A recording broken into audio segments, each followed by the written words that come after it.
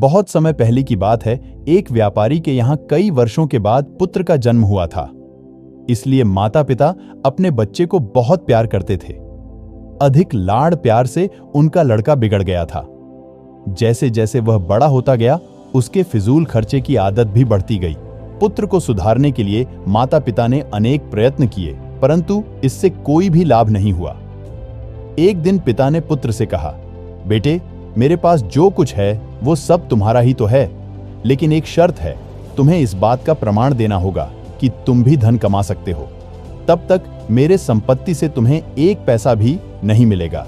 पिता के इस व्यवहार से पुत्र को बहुत दुख हुआ।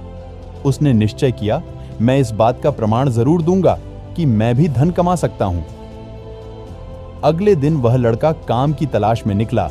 घूमते घूमते एक साहूकार के यहाँ ठेला खींचने का काम मिल गया। अनाज के बोरे ठेले में डालना और एक निश्चित जगह ले जाकर उन्हें उतारने का काम उसको करना था। दिन भर उसने कठिन मेहनत करी, तब कहीं जाकर उसे शाम को 100 रुपए मिले। घर जाकर उसने वो 100 रुपए पिता को दे दिए। घर के पिछवाड़े में एक कुआं था। पिता ने पुत्र के सामने वो 100 रुपया उस कुएं में डाल दिए। कुछ दिन तक यही क्रम चलता रहा। प्रतिदिन पुत्र मेहनत से कमाया हुआ पैसा पिता को देता था और पिता पुत्र से कुछ भी न कहकर उसके द्वारा कमाकर लाया गया 100 रुपया कुएं में डाल देता था। एक दिन पुत्र क्रोधित हुआ। पुत्र को अपने पिता पर बहुत गुस्सा आया और बोल पड़ा, पिताजी, मेहनत से कमाई हुई मेरी कमाई आप कुएं में इस तरह क्यों डाल देते हैं?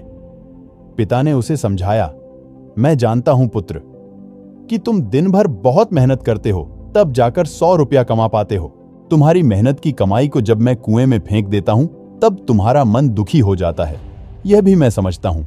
बेटा, अब तुम भी समझ गए होगे, जब तुम मेरे कमाए हुए पैसे धन को निरंतर बर्बाद कर रहे थे, तब मेरी क्या दशा होती होगी।